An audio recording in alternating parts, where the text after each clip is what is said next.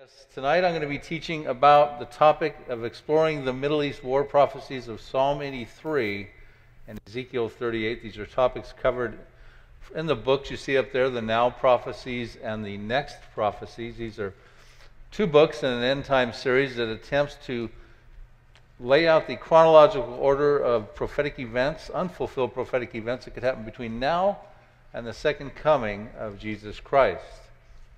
When these two prophecies happen, these are major Middle East war prophecies written centuries ago. When these two prophecies find fulfillment, the world will be changed. They're marquee events. The way the world looks at Israel will be changed, and the way the world looks at the God of Israel will definitely be changed. They will have a certain respect for him. Not everyone will believe in God at that point, but they will have an undeniable awareness that he does exist. And we may be here as a church for these prophecies, but we may not be also. So it's important to understand them and how they will affect the world. So we're going to take a look at those. Now, the theory on this book series is that there's still hundreds of prophetic verses that have not found fulfillment yet. And obviously they won't find fulfillment at the same time when they do find fulfillment, but they are all essentially stage setting for their fulfillment right now. So we're going to attempt to sequence the now versus the next. Now, what are the now prophecies? Make sure my thing is on here. Okay, here we go. Now, the now prophecies are the prophecies throughout time that benefited the affected populations the most. So, for instance, let me read what they are, and then we'll talk about a few examples historically. The now prophecies are the unfulfilled ancient biblical predictions that appear to be imminent, which means they could happen now. These foretellings have either minor or no remaining preconditions inhibiting them from happening at the present time. In other words, we could wake up and these prophecies I'm about to share with you could happen. You could wake up tomorrow morning and any one of these prophecies could be happening. Now, a few examples. So, for instance, Noah. His now prophecy was to understand there was a worldwide flood that was coming. That was really important to him. Joseph in Egypt, he needed to understand that 7 years of famine were coming. Fortunately, they would be preceded by 7 years of plenty that he could prepare for them. Jeremiah needed to let the Jewish people in Judea know that 70 years of captivity was coming. So what do we need to know now? Well, there's several things on the prophetic calendar that could happen at the present time. So, for instance, there's a destruction in Iran in Jeremiah chapter 49 dealing with ancient Elam. We'll be talking about another prophecy dealing with Iran tonight in Ezekiel 38, but that's dealing with Persia. This is the destruction of Damascus in Isaiah 17. I'll go over that tonight. Toppling of Jordan, I'll go over that tonight. Terrorization of Egypt, a final Arab-Israeli war, that would be Psalm 83. Expansion of Israel. In the aftermath, we'll see that Israel actually expand territorially. And the vanishing of the Christians, of course, the rapture of the church. Jesus could come get his bride at any given moment. And the more we see these signs of the times stage setting, the sooner his arrival to come get us must certainly be. Now, the next prophecies have a few preconditions. And like I said, the book is out there at my resource table. I just completed it and published it. And by the way, next time I'm here, which is December 16th, I will have the DVD that goes with it as well. We're just producing that right now. So the next prophecies have at least one or more significant preconditions prohibiting their final fulfillment. Although these next prophecies appear to be presently stage setting, their completion is being prevented by some other epic prophetic event or series of events. They're about to happen, but they have some preconditions. And I'll be telling you why I think Ezekiel 38 actually is a next, not a now prophecy. But some of those next prophecies are the destruction of Russia in Ezekiel 38, at which point in that prophecy God will uphold his holy name. I will go over that and how important that is tonight. The decline of Islam. Yes, Allah is about to lose his Akbar. As we see these wars, that's his greatness. They say Allah is the greater God when they shout Allahu Akbar. And when we see these Middle East wars, Psalm 83 and Ezekiel 38, these are predominantly Muslim wars that will be defeated. And Allah will be in serious trouble at that point. The construction of the Jewish temple, the harlot world religion of Mystery Babylon, we cover that in the next prophecies book, the 144,000 Jewish witnesses, the rise of the world leader, the Antichrist, and then Christian martyrdom. Yes, there will be Christian persecution, 3 different phases after the rapture. So we get into all that in the next prophecies book. So when it comes to Psalm 83 and Ezekiel 38, you're going to be seeing some maps and lines of force up there, so you can kind of get an idea of what we're talking about, because when these prophets wrote, they did not have modern-day nations in their vernacular. They had ancient names. So Psalm 83 represents an inner circle of countries that share common borders with Israel. You see that circle up there. There are ancient names of Gebal, Tyre, Assyria, Philistia, Ammon, and I'll go through these more and more tonight. They're superimposed over their modern-day equivalents. They are Syria and Lebanon and Egypt and Jordan and, of course, the Palestinians and the Hezbollah and Hamas, or terrorist groups within those parameters there. They share common borders with Israel. They've been Israel's notorious enemies from time immemorial, and they are predominantly all Muslim, and they're predominantly all Arab. Conversely, we have Ezekiel 38, which none of these countries, written by Ezekiel, share any common borders with Israel. They're predominantly Muslim, but not predominantly Arab, and they have never been Israel's notorious enemies. So we have some distinct differences there already, and they do not share common borders with Israel. Now, at some point, they will become Israel's enemies, and they will come to invade Israel, so we'll take a look at that marquee event. So tonight, what I'm going to talk about is why Psalm 83 is a prophecy. Some people think it's simply a prayer. Why Psalm 83 and Ezekiel 38 are different prophecies. I just showed you a few differences on those prior maps. Why Psalm 83 precedes Ezekiel 38. Why Psalm 83 and Ezekiel 38 are pre-tribulation prophecies. Some people think Ezekiel 38 happens in the tribulation. I'm going to give you my reasons why I don't think that's the case. Why Psalm 83 was not fulfilled in the Arab-Israeli War of 1948. Some people think that's when it found fulfillment.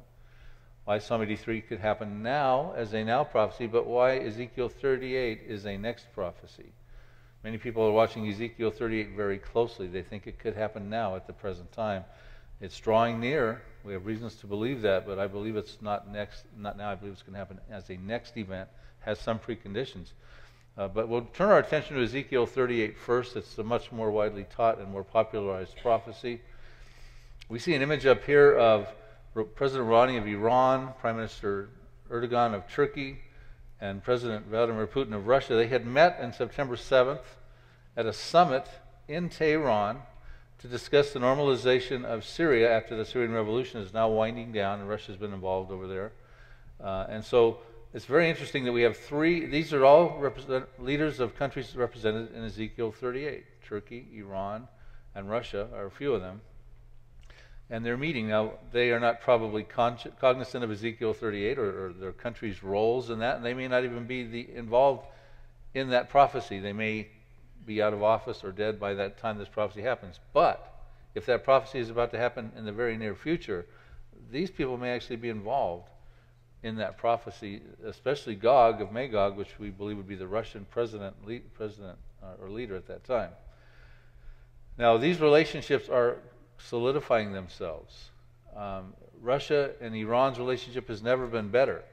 They have recently put in the S-300 missile defense system in Iran, which is a state-of-the-art missile defense system.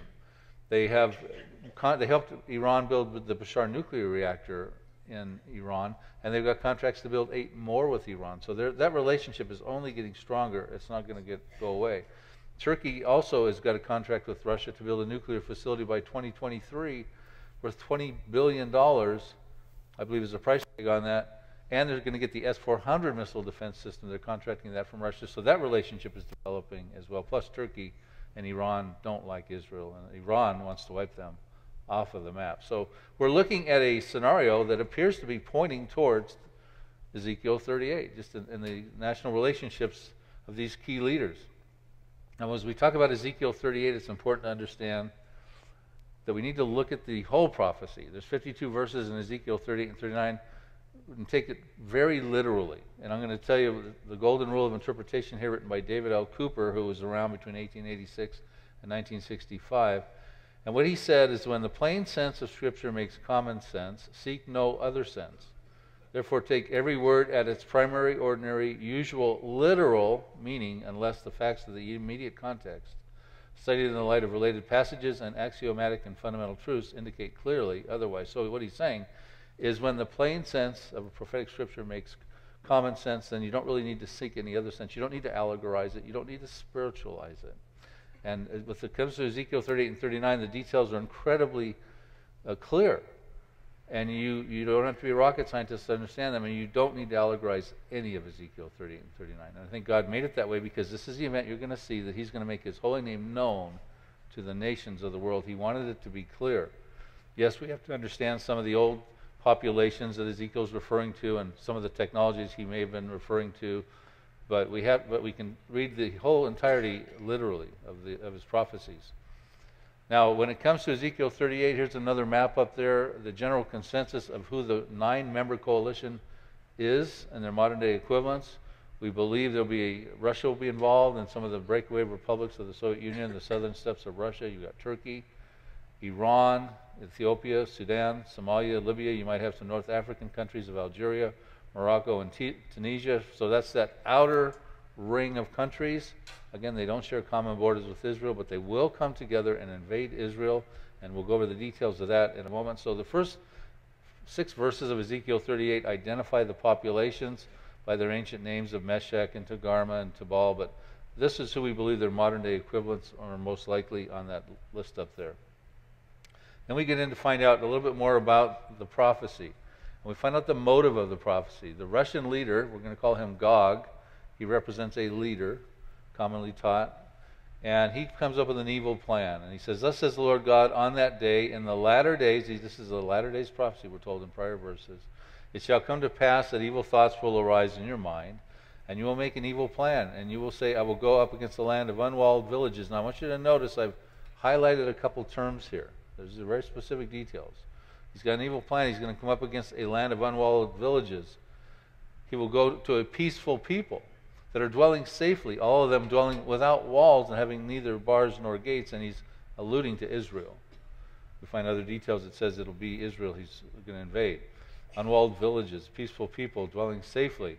The plan goes on to say his motive is to come and take this great plunder and booty, to stretch out your hand against these waste places that are again inhabited, and against a people gathered from the nations. And the Jews, of course, fit that model, who have acquired livestock and goods, who dwell in the midst of the land of the promised land. So let's just look at those details and see if they exist right now. Because if these details don't exist right now, Ezekiel 38 can't happen right now until these other details fit. So what it says is they're going to be gathered from the nations in the latter years. Who thinks we're living in the latter years? Okay, that's why you're at a prophecy talk, right? And brought back from the sword, representing persecution, Israel into a land which had long been desolate. And I think we would all agree, I won't ask for a show of hands, that has been going on, folks, and that's a miracle. That the Jews even survived the Holocaust, and God is bringing them out of these different cultures and nations back into the land of Israel, and they've had to fight for their survival. So we're going to say, well, those details exist, but let's look at those other ones that are very important. Are they a peaceful people living in a land of unwalled villages, dwelling securely without walls, bars, or gates, having the silver and gold and acquired livestock and goods, the great plunder and booty that Russia is going to put this massive coalition together to come after? And I guess my answer to that would be, well, let's take a look at that, because I don't think those conditions are in place right now. And again, if they're not in place, and if we look at this stuff literally, this prophecy still has some preconditions, and these are those preconditions. So let's talk about the walls for a minute. Israel has a wall coursing down the middle of Israel proper, keeping Palestinian terrorism out of it. It's about 403 miles long, and it's at some point it's 20 feet tall, filled with concrete. It's hard to get around that not being a wall. I mean, this dwelling with a wall is called the partition wall. But that's not the only wall they've got. They also, this came out in a headline just recently on September 6th, a 30-foot tall border wall goes up. The Israeli Defense Forces says Hezbollah, the Lebanese army are colluding. So Hezbollah and the Lebanese army are colluding, and so Israel's building a wall.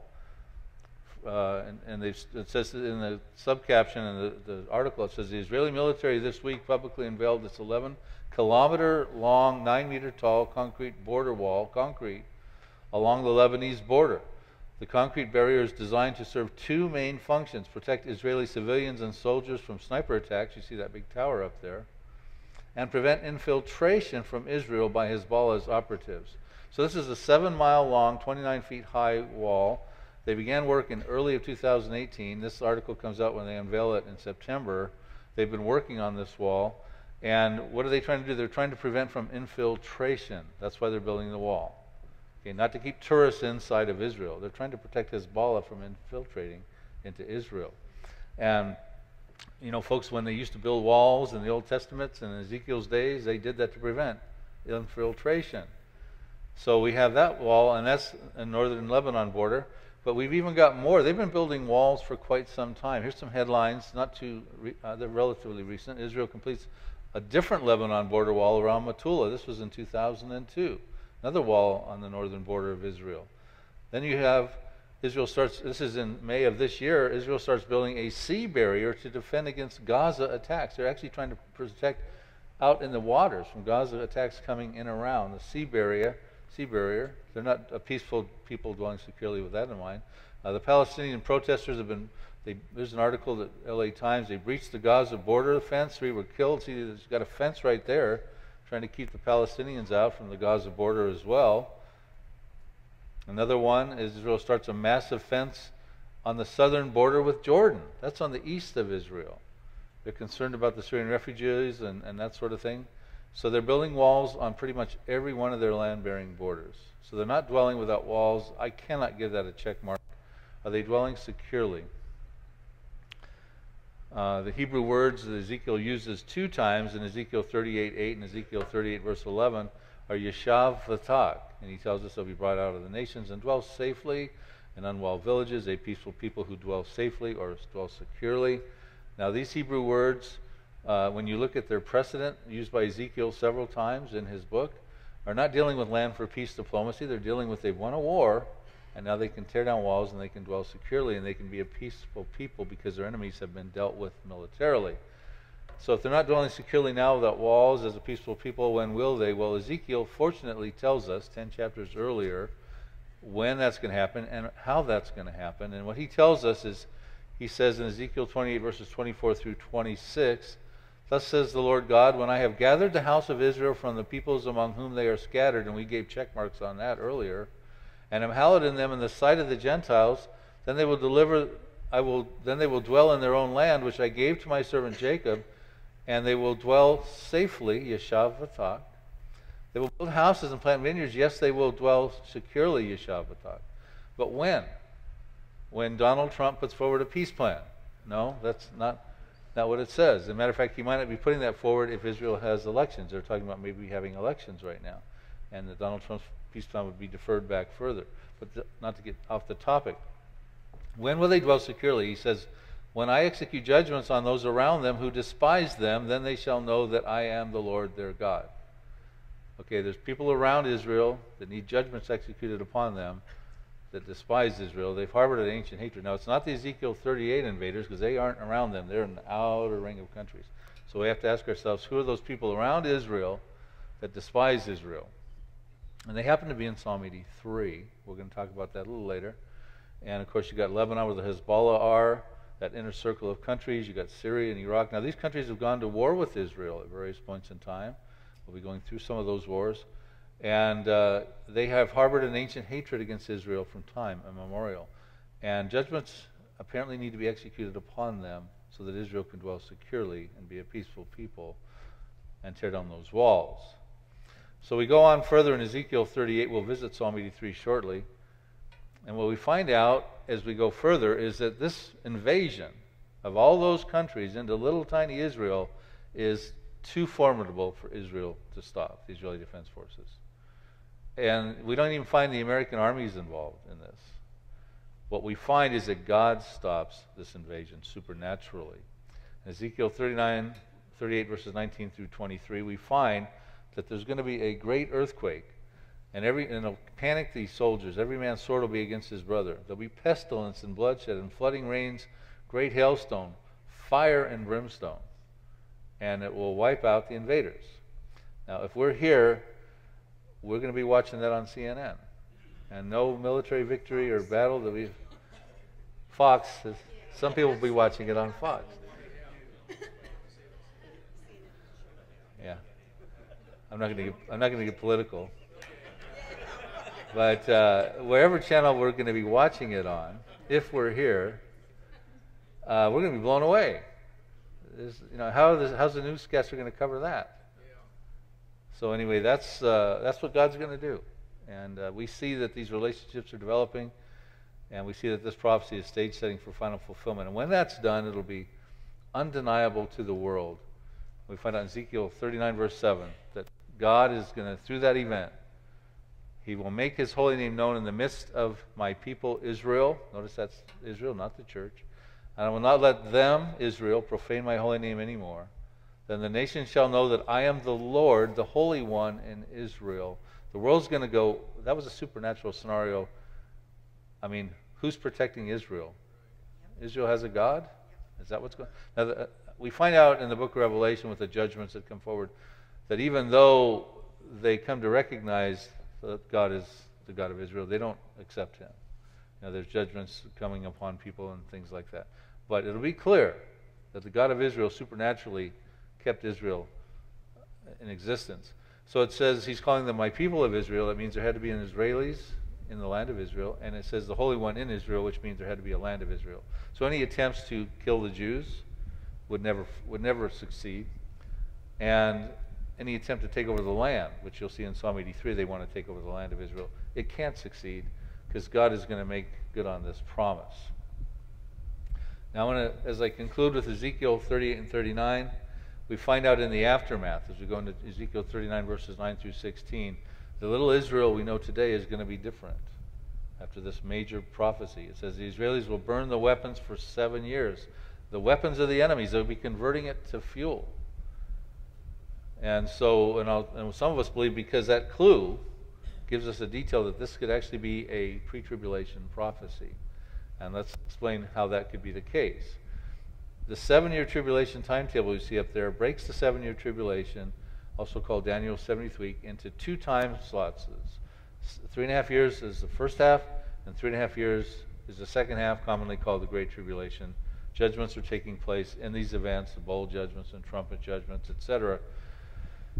But what we find out, you'll see that Israel goes into the 7-year tribulation period feeling that they've got a peace agreement, because a peace agreement is being confirmed by the Antichrist, we're told in Daniel 9:27, for 7 years. So the first 3.5 years, they're living in a pseudo-peace. They think they're at peace, so they could easily burn weapons, convert them to fuel, etc.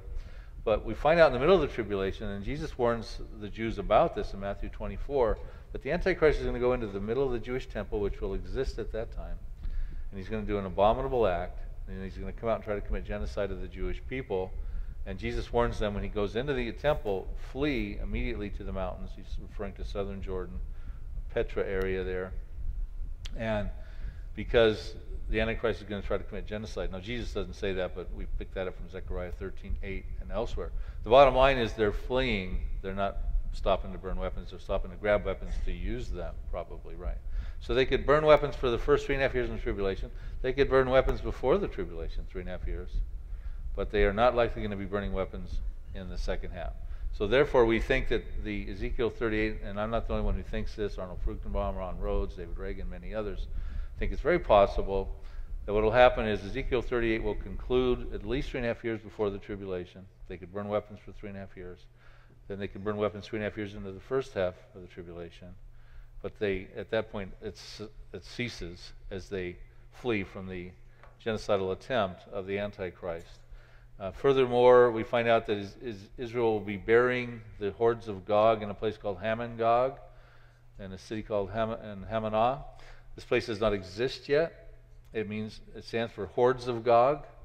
We're told that it's going to be east of some dead sea. It will stop past some sea in a valley east of some sea. And so I've got some red marks up there. I don't think it'll be east of the Sea of Galilee. That's not conducive to burying the hordes of Gog, plus that's where Syria is.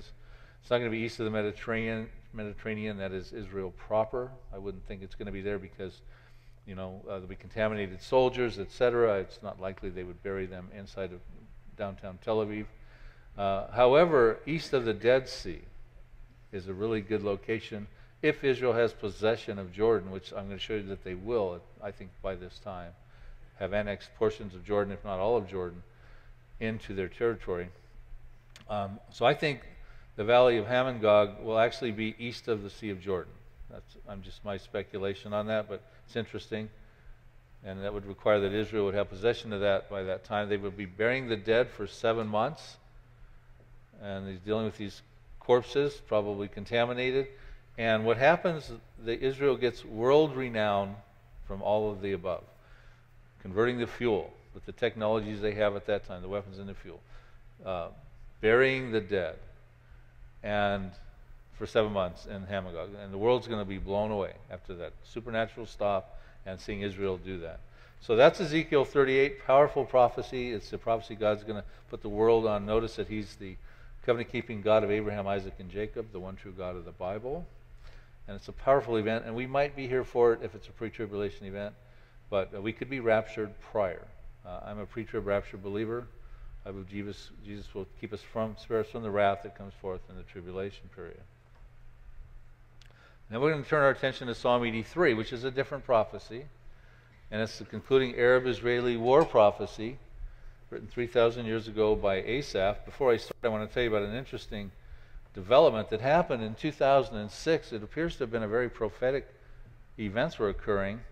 At the time, you had a war going on between Hezbollah and Israel for 34 days, between the middle of July to the middle of August. Hezbollah lobbed over 4,000 missiles into northern Israel and kept many Israelis into bomb shelters for weeks. And at the same time that was going on, in the middle of that time, on July 26th, in Ireland, a excavation was going on, a construction project, and they were excavating this Irish bog soil, very muddy bog soil. And they had to stop the project. This was not an archaeological dig with toothbrushes. This was big old bulldozers. They had to stop the project because they found some antiquities. There was 22 different parchments of the Psalms buried in this bog soil for, we believe, almost 1,200 years. And most of them were pretty much ruined, but they're in the Ireland Museum trying to be restored. Except, very interesting, one of the Psalms, you see the picture up there, was not destroyed. And it was open in place and legible. And that was Psalm 83. So in the middle of this conflict that was going on, they find this. There were headlines going on. It was heralded as the Irish Dead Sea Scrolls. New York Times in July 27 said that it was called a major discovery. Associated Press said ancient book of Psalms found in an Irish bog. Now, at the same time, these headlines were going on with the war in Lebanon. And so, for instance, Washington Post said Israel mourns, Hezbollah exalts. That's entirely going on over with Israel. This was going on in Ireland, this Dead Sea Scroll discovery. And then WorldNet Daily had one that says, Psalm in a bog linked to Israel's current war. Interesting, they made the connection, WorldNet Daily. Now, what's interesting about that is when you look at the 31,000 plus verses in the Bible, the 150 Psalms, the 1,189 chapters in the Bible, there's only one place where you would ever see any possible resemblance of a Hezbollah in conflict with Israel. And that would be the inhabitants of Tyre listed in Psalm 83. Okay? So that's very interesting to me that this discovery was made, could have been made 400 years prior. Psalm 83 could have been destroyed like the other manuscripts. So that's very interesting. Was that coincidence or was that providence? At the same time, I was writing about Psalm 83. It was been a vastly overlooked prophecy, and it deals with the epic Psalm 83 war, the prelude, the event itself, and then in the aftermath. And that book was called Israelistine. Pastor Tom Hughes has read that book, and at that point was interested in Psalm 83. That book has since been updated. That came out in 2008 by the Psalm 83 book, which was after the Arab Spring. I wanted to update the book and also talk about the objections that were coming forward about Psalm 83. Is it really a prophecy? Is it part of Ezekiel 38? Some of those things I'll be addressing as we talk about Psalm 83 right now. So Psalm 83 was written by Asaph, the psalmist. He wrote 12 different psalms. You see the ones listed up there. He was one of King David's worship leaders. But Asaph was also a prophet. We find this out in a couple different verses. 2 Chronicles 29:30, moreover, King Hezekiah and the leaders commanded the Levites to sing praise to the Lord and the words of David and of Asaph, the seer. The Hebrew word is shasah, and it means a prophet. He was a beholder of vision, a prophet. Also 1 Chronicles 25, another proof text, the sons of Asaph were under the direction of Asaph, who prophesied according to the order of the king. So we have a prophecy from a prophet. Some people simply think it was just a prayer, but we have a prophet here, and you're going to see the details you also look at very literally in Psalm 83 like you do Ezekiel 38. So he goes on to say in the first 5 verses, do not keep silent, O God, do not hold your peace, and do not be still, O God, for behold, your enemies make a tumult, and those who hate you have lifted up their head. They have taken crafty counsel against your people, and consulted together against your sheltered ones. They have said, come and let us cut them off from being a nation, that the name of Israel may be remembered no more, for they have consulted together with one consent, they form a confederacy against you.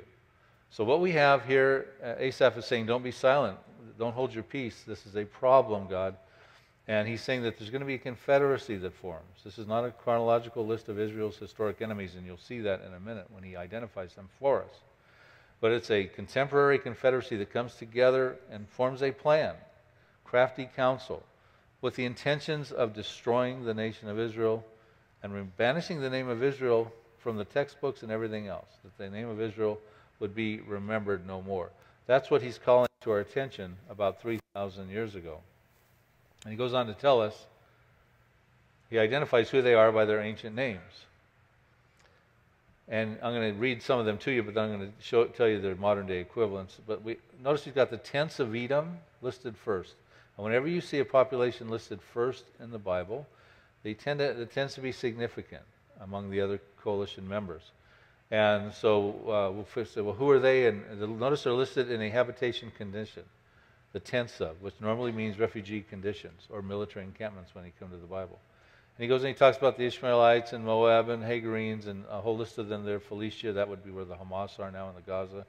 Inhabitants of Tyre, the Hezbollah happen to be there these days. Assyria, Bashar al-Assad in Syria there. So he lists them to us, and they've helped the children of Lot, which would be Jordan, Moab, and Ammon. They're listed up there.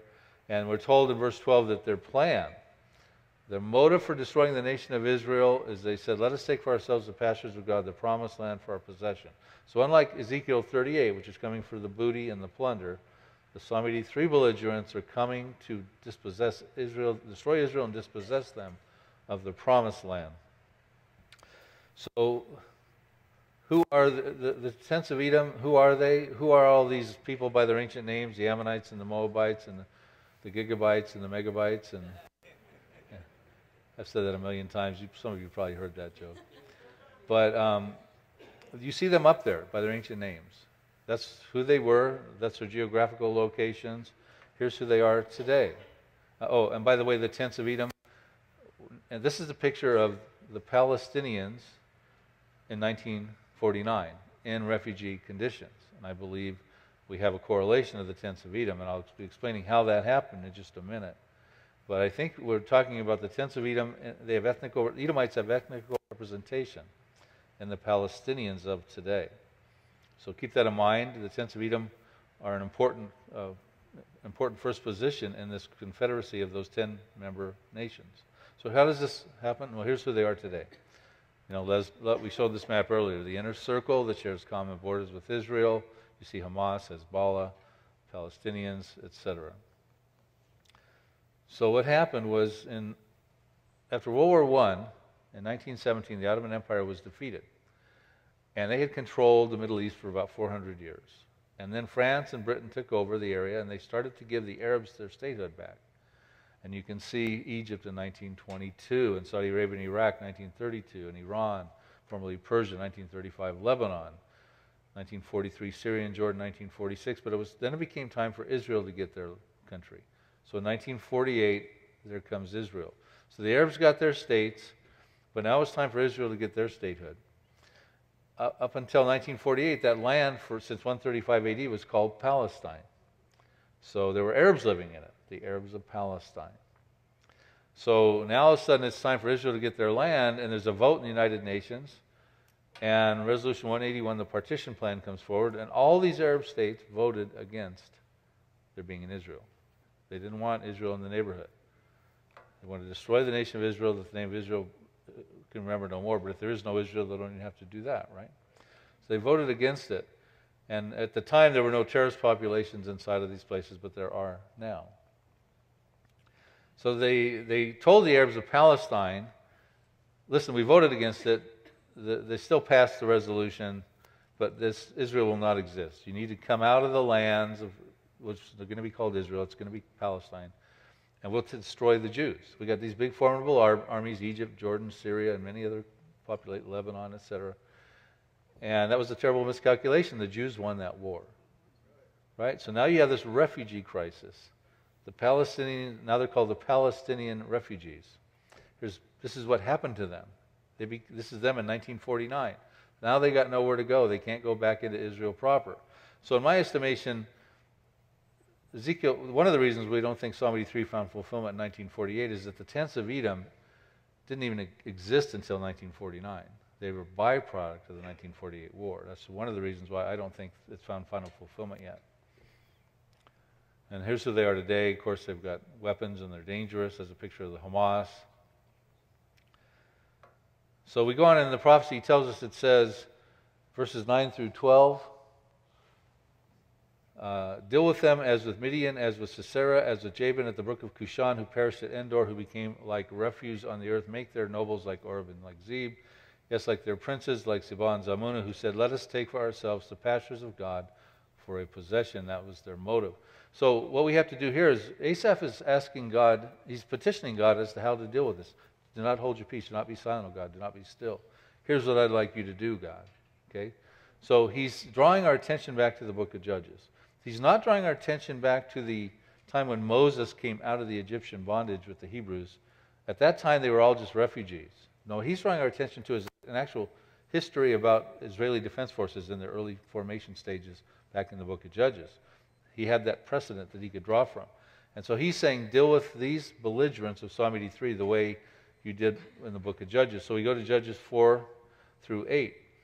And when we talk about Sisera and Jabin, Sisera was the general of King Jabin of the Canaanites. And the Canaanites had oppressed during the time of Deborah, Judges chapter 4 and 5, you can read about this, for 20 years. And Deborah said that oppression will end once and for all. And so her general Barak and the armies defeated the Canaanites. Point one, you'll never hear and you'll never find in the Bible or even hear historically that the Canaanites ever oppressed the Israelites ever again. Okay? So he's saying thus far, take out the oppressors, that they never oppress us anymore. But then it gets a little more details when you go into Judges chapter 6 through 8, dealing with Midian. He's talking about Midian. And Zebah and Zalmunna were the kings of the Midianites, and Oreb and Zeb were the princes of them. And he's drawn our attention to Gideon and his 300-man army in the book of Judges. And you probably all know the story, but Gideon and his 300-man army, along with the tribe of Ephraim, destroyed 120,000 Midianites. And so the Midianites had oppressed the Israelis for 7 years. And Gideon was told that it's time for that to end. So they won that war, and Gideon killed Zebah and Zalmunna, the kings of the Midianites, and his men killed Oreb and Zeb, the princes. So they destroyed the infantry and the leadership, and the oppression stopped. So I think what Asaph is saying, I want you to please deal with this Arab aggression that's harbored an ancient hatred, those around Israel that need judgments executed upon them, according to Ezekiel 28. Deal with them from top to bottom, infantry all the way up to the leadership, get them out of the way, and have them never oppress us again. So that's what I think the scenario is. And he goes on to say, give us more details, and I'm summarizing in Psalm 83, 13 through 15, make them like whirling dust, chaff before the wind, stubble, burning wood, blazing mountain fire like the tempest before the storm. So he goes on, he starts talking to us about how he would like us to deal with those are military type terms. Now we see that the oppression still occurred in the 6-day war with Egypt, Jordan, and Syria. So therefore, I don't believe Psalm 83 found fulfillment in 1948. The oppression did not stop. Happened again in 1967, mainly Egypt and Syria. So that's another reason those ensuing wars, but I don't think it found its final fulfillment. So how will God execute judgments around those who despise Israel? Well, Asaph goes on to say as we conclude the psalm, fill their faces with shame, the Psalm 83 belligerents, that they may seek your name, O Lord. Let them be confounded and dismayed forever. Just let them be put to shame and perish, no longer oppress them, that they may know that you, whose name alone is the Lord, are the Most High over all the earth. And folks, that has not happened yet either. They still worship Allah, not the same God. So how is this going to work out? Remember, Asaph petitioned God to embolden the Israeli defense forces to take out the enemies, that they no longer oppress them. We find out that Israel's defense forces today actually exist in fulfillment of Bible prophecy. We find this out in Ezekiel 37. Ezekiel has a dry bones vision, and it turns out that it's Israel scattered out in the nations of the world in a very grave condition. It comes at a time when they say our bones are dry, our hope is lost, and we ourselves are cut off. And God tells to Ezekiel, prophesy to them. And so he prophesied as he commanded me, and breath came into them, and they lived, and they stood upon their feet as an exceedingly great army. Now, that's not how they started when they came into Israel, but right now they're very, very powerful. So basically, you've got the Israeli Defense Forces that came out of that refugee condition in fulfillment of Bible prophecy. Here's a few of the prophecies that we'll be looking at here. The Palestinian prognosis is very grim. It says the house of Jacob shall be a fire, the house of Joseph a flame, that's the Israeli Defense Forces, and the house of Esau, the Palestinians, shall be stubble. Remember, he said, make them like stubble, like burning chaff. And no survivor shall remain in the house of Esau, for the Lord has spoken. The Esau, father of the Edomites, will have no representation in the Messianic kingdom. There will be a remnant of Jews in there, but there will be no Edomites. Okay, we're going to look, I'm going to skip that prophecy because that also covers another thing about the Palestinians. We've got a few more minutes left to go here. I want to turn our attention to the Gaza because a lot of stuff's going on right now with the Hamas over there right now. Here's a headline, November 17th. Just recently, Israel blitzed by 400 rockets from the Gaza as tensions reach a boiling point. That was a record-breaking day. 400 missiles came in. This was reported by the Jewish News. Their future is grim also. Here's what will happen to them, it appears to be. This is an unfulfilled prophecy in Ezekiel 25, verses 15 through 17. Thus says the Lord God, because the Philistines, and that's where the Hamas are in the Gaza area, dealt vengefully. And I remember when Ezekiel wrote, there were no Hamas. There was the Philistines and that sort of thing back in that time. And vengeance and spiteful heart to destroy because of the old hatred. Therefore, thus says the Lord God, I will stretch out my hand against them, the Philistines, and I will destroy the remnant of the seacoast. I will execute great vengeance on them and furious rebukes, that they may know that I am the Lord when I lay my vengeance upon them. And the prior verses show that that will be done by Israel when you look at verses that precede that. The Israeli Defense Forces. Let's turn our attention to all the countries around there when they try to lay siege on Jerusalem. Now, Trump moved the U.S. Embassy from Tel Aviv to Jerusalem recently. And here's what Zechariah 12 says in verse 2. Behold, I will make Jerusalem a cup of trembling or drunkenness or dizziness unto all the people round about in that inner circle that share common borders around Israel, that judgments need to be executed upon them so that Israel can dwell securely. When they shall lay siege on Judah and against Jerusalem. And they've been doing that ever since Israel became a nation. And apparently it's not over. And so here's how God will deal with that. According to Zechariah, we go a few verses down further, verse 6. In that day when Jerusalem will be a cup of trembling or dizziness to the surrounding peoples, here's how God's going to deal with those surrounding peoples. I will make the governors of Judah, read that as the IDF, the word is Elufim, and that is the actual word for lieutenant commanders in Israel's defense forces right now. It's the same word. Like a fire pan in the woodpile, and like a fiery torch in the sheaves, that they shall devour all the surrounding peoples.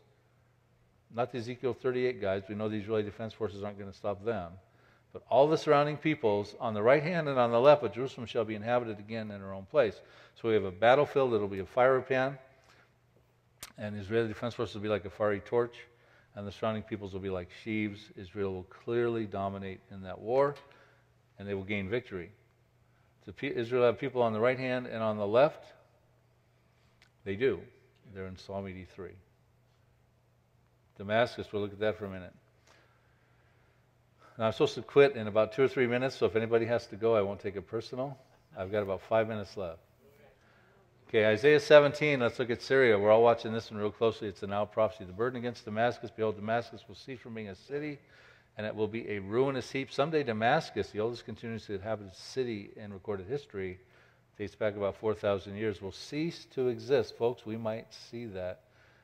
And that is the capital of Syria. And it tells us that this happens because of the Israeli Defense Forces in verse 9. In that day, when Damascus gets destroyed, his strong cities, referring to other strong cities in Syria, will be as a forsaken bough and an uppermost branch which they left because of the children of Israel. Okay? Victory by the Israeli Defense Forces, and there will be desolation, and we'll find out in verse 14 that it happens overnight. And Israel has the technologies to make this happen overnight. At eventide, there's trouble in Damascus and in Syria. And before the morning, Damascus and the masculine pronoun, is no more. This is the portion of those who plunder us and the lot of those who rob us. That refers to Syria plundering Israel. And so what happens is one night we're going to be watching Fox. Glad I got that right. Watching Fox. And we're going to see that there's some trouble brewing for Damascus and Syria. And we're going to go to bed and try to sleep. And we're going to wake up in the morning and we're going to turn on the news, and Damascus is going to be gone. It's going to be gone. The oldest continuous inhabited city. Folks, you'll use that if you're here as a witnessing tool to let the lost know that, Bible prophecy is very important, and the God of the Bible is the real, genuine article. We'll turn our attention to Jordan. A lot of people think, well, Israel has a peace treaty with Jordan, so therefore Psalm 83 can't happen. But I'm going to show you two prophecies where the peace treaty does not come into play, and these prophecies remain unfulfilled. Jeremiah chapter 49, verse 2, therefore, behold, the days are coming, says the Lord, that I will cause to be heard an alarm of war in Rabbah of the Ammonites. That would be Ammon, Jordan, an alarm of war. It shall be a desolate mound. Sounds like what's going to happen in Damascus. And her villages shall be burned with fire. Then Israel shall take possession of his inheritance, says the Lord. Now, Israel would not take possession of that area unless they won a war. And when they win a war, they do take over territory. Joshua did it. King David did it. Israeli Defense Forces did it in 1967. It increases the defensibility of their borders. We'll look at one more because I want to make sure that we understand that this Jordan, the peace treaty is not in play in these prophecies, and they've not happened yet. Israel's going to annex Jordan. I've heard the reproach of Moab and the insults of the people of Ammon. That would be central Jordan and northern Jordan, which they've reproached against my people. That would be Israel, and they made arrogant threats against their borders.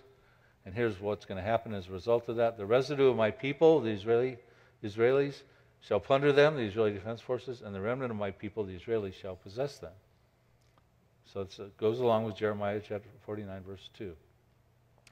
Israel will actually expand into parts of Jordan, and we find out in Obadiah 1:19 they're going to get up southern Jordan, Gaza, the West Bank, the Golan Heights, are even going to get up into southern Lebanon, and that will become territory for Israel.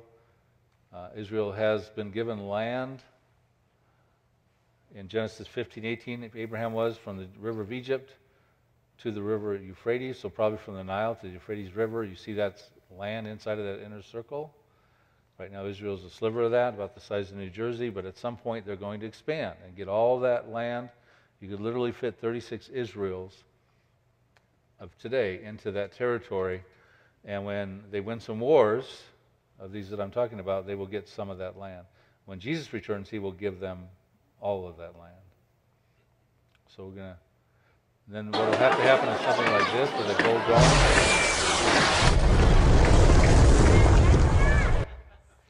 And then they're going to build their temple. So as I can conclude, for all that, you got to get your children home. Psalm 83 and Ezekiel 38, by review, they're different prophecies. We have an inner circle, different enemies versus an outer ring. So they're not one and the same prophecy. The motives are different. Psalm 83 is dealing with trying to take the land. Ezekiel 38 is trying to take the booty. The defeats are different. The Israeli Defense Forces are instrumental in divvying out those judgments upon those around them that need judgments executed upon them in Ezekiel 28. Supernaturally defeated by God in Ezekiel 38. The ancient Arab hatred gets ended after Psalm 83, and God makes his holy name known to the nations of the world as a result of that. Now, why do we think Psalm 83 and Ezekiel 38 are pre-tribulation prophecies? And I will conclude on that note. Well, I already told you why some of us think Ezekiel 38 is a pre-tribulation prophecy because of the burning of the weapons. There's other reasons I put forward in my Now Prophecies book why I think it's a pre-tribulation prophecy, Ezekiel 38. I believe Psalm 83 precedes Ezekiel 38 And Jordan, and Israel takes part of Jordan. Damascus gets destroyed. The Palestinians are dealt with, these prophecies I've showed you, and they expand somewhat into the territories of Jordan. And we see that the Israeli defense forces are defeating their Arab foes in Psalm 83 and Isaiah 17 and Jeremiah 49 I showed you. But you know what? I showed you a timeline up there earlier, that the Israeli defense forces are living in a pseudo-peace during the first half of the tribulation period. They're not going to war with the Arabs.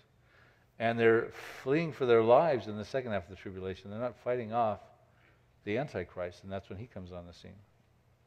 So their role to win a war and fight, and they're an exceedingly great army in Ezekiel 37:10, and they're involved in these other prophecies, is now to deal with the Arabs that are around there. They're going to execute the judgments. They'll be the tool God uses to execute the judgments, in my estimation, upon Jordan and those other places. And those prophecies will find fulfillment. Remember, those countries are not in Ezekiel 38, those prophecies. Also, the Israeli defense forces are not involved in Ezekiel 38. I mean, maybe they're burying the dead or burning the weapons, but God stops them supernaturally. And they're not involved in Armageddon, because when the Antichrist comes on the scene, Jesus Christ stops that. Find that in Revelation 19:11 and 21. So I believe Psalm 83 is something we should be watching for. I believe it will set the stage for Ezekiel 38. We could be here for that, but you know what? We might not be. Jesus could come get us tonight.